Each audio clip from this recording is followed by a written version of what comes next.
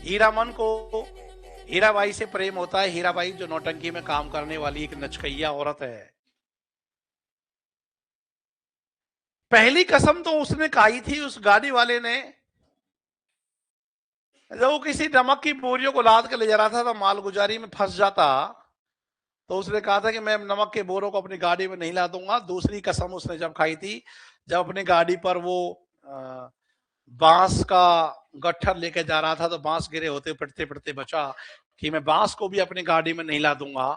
और तीसरी कसम जो उसने खाई थी कि मैं किसी नौटंकी वाली नाचने वाली को अपनी गाड़ी में नहीं बिठाऊंगा। वही थी उसकी तीसरी कसम, उर्फ मारे गए गुल्फा। और रेणु की कहानियों में आपको प्रेम तत्व तो रेणु नहीं, और भी बहुत अच्छी कहानियां लिखी गई।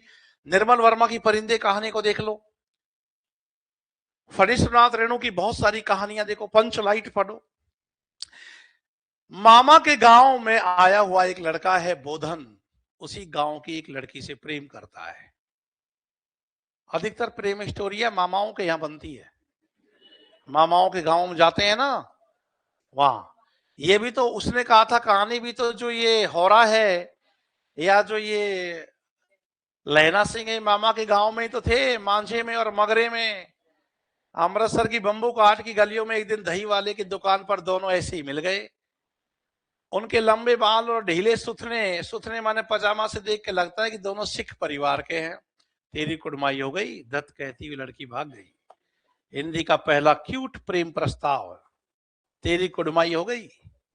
कुड़माई, सगाई, डायरेक्ट शादी की बात चल रही है। ये नहीं कि मैं तुम्हें प्रेम करता हूं, गुजर की छड़ी तक घुमाता हूं, गोपालपुरा तक ले जाता हूं, 2-4 महीने साथ रहता हूं, फिर करेंगे टाटा बाय बाय। सीधा सवाल, तेरी कुड़माई हो गई? नहीं हुई तो कुड़माई करते हैं, सीधे शादी है। मैंने तुमको एक दिन क्लास में क्या कहा था कि किसी का प्रेम कितना गहरा है इसी बात से तय हो जाएगा कि जैसे कोई कहता है कि भाई मैं तुम्हें प्रेम करता हूं, चल भाई कोर्ट में मैरिज करते हैं। वो कोर्ट तक पहुंचेगा नहीं, वो बीच में दुलत्ती मार के भाग जाएगा और तुमको शकल होने दिखाएगा कभी।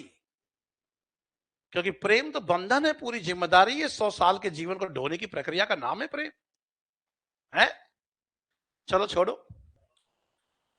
अरे वो बोधन उसी गांव की लड़की से प्रेम करता है, गांव वाले बर्दाश्त नहीं करते हैं।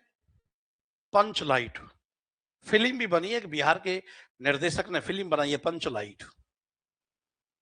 अब बोधन पंचलाइट को जलाना जानता है, बालना जानता है। पहले पंचलाइट चलती थी, लाइट तो थी नहीं, स्पेशल बत्ती में गैस में आग लगाकर, वो गैस लालटेन का बड़ा रूप है पंचलाइट, हर कोई नहीं जला सकता है उसको, अब देखने को नहीं मिलता है वो।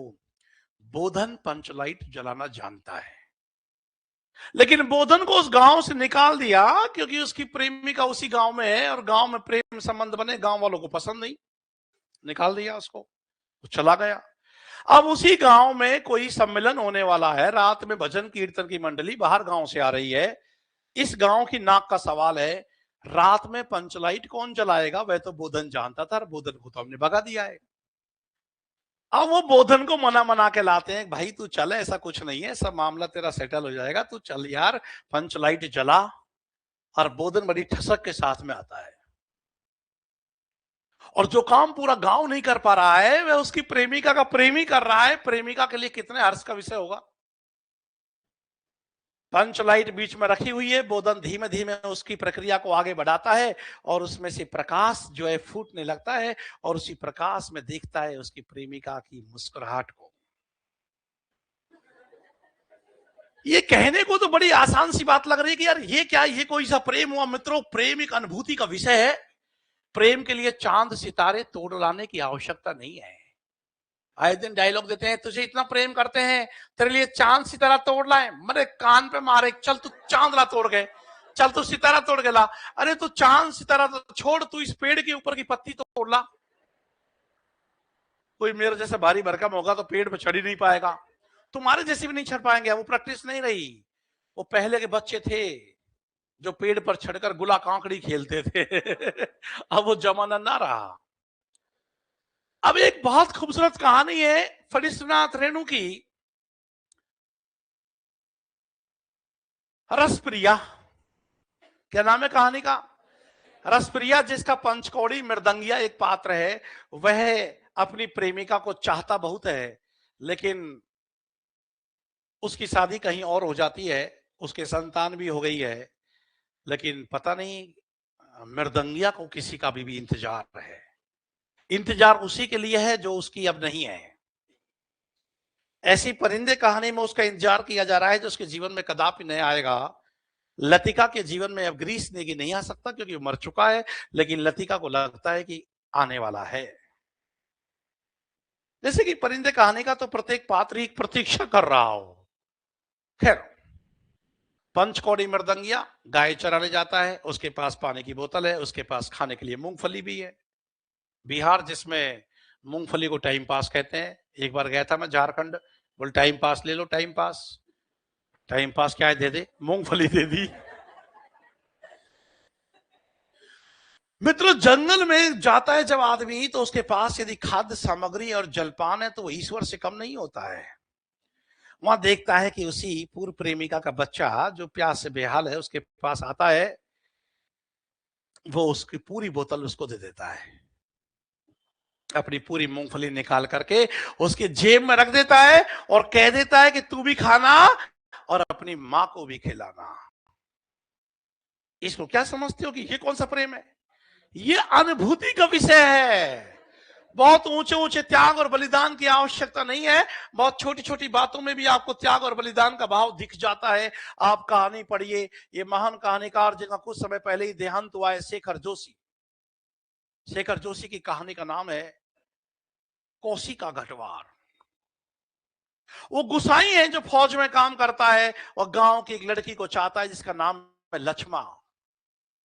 गुसाई और लक्ष्मा, अरे नदी के किनारे बैठकर सातों जन्म जीने और मरने के वादे करने वाले थे ये लोग। लेकिन लड़की का बाप शैतान था, अमरीशपुरी। वैसा ही होगा। तो उसकी शादी कहीं और हो गई, खूब दुहाई देते हुए अपने बाप को कि नहीं मेरी शादी मत करो, लेकिन पिता ने उसकी शादी कहीं कर दी है। बाद में जब वो आया मालूम चला, गोसाई को झटका लगा, दुख हुआ, बुरा लगा। और फौज की नौकरी भी उसने छोड़ दी और एक पंचक्की खोल ली है कुछ पहाड़ की ऊंचाई पर। पंचक्की है जो पानी से चलाई जाएगी और पानी से वो चक्की, आटा चक्की की मशीन खोल ली है उसने। अब गांव के लोग जो है अन्न पिसाने के लिए वहां ले जाते हैं। एक दिन गुसाई देखता है चक्की पे काम करने वाला व्यक्ति कैसा पैंट पहनता है और पूरा शरीर से सफेद सफेद आटा से लथपथ रहता है। देखता है कि एक जानी पहचानी कृष्ण सी आकृति पहाड़ की ऊपर आ रही है। कोसी का घटवार कहानी का नाम है, ध्यान रखना, ये महान प्रेम कहानी है। उसे मालूम चलता है कि इसकी शादी हो गई थी, ये इसका बच्चा है, बच्चा भी उसके साथ ही आता है, 5-6 साल का बच्चा है, लेकिन इसका पति मर चुका है। गोसाई को वही मालूम चलता है ये सब घटनाक्रम, तो वो कहता है कि मैं आज भी तुमसे विवाह करने के लिए प्रस्तुत हूं। लक्ष्मण मना कर देती है कि अब ये सामाजिक रूप से उचित नहीं होगा, अब ये बच्चा ही मेरे जीवन का सब कुछ है, अब मैं इसी के साथ में अपना जीवन जीऊंगी। क्योंकि ये आपका बंटी की शकुन नहीं थी, है ना, वरना शकुन का तो स्त्री विमर्श हावी हो जाए तो डॉक्टर जोशी चाहिए। उधर अजय बत्रा ने मीरा को ले लिया है तो हम भी तो शादी कर लेंगे। अच्छा, अब वो गुसाई सोचता है कि मैं इसकी सहायता कैसे कर दूं, कुछ आधार नहीं है, सहायता लेने के लिए मना कर दिया। उसने कहा अच्छा ठहरो, रुको, आप बैठो, मैं पहले आपका गेहूं पीस देता हूं।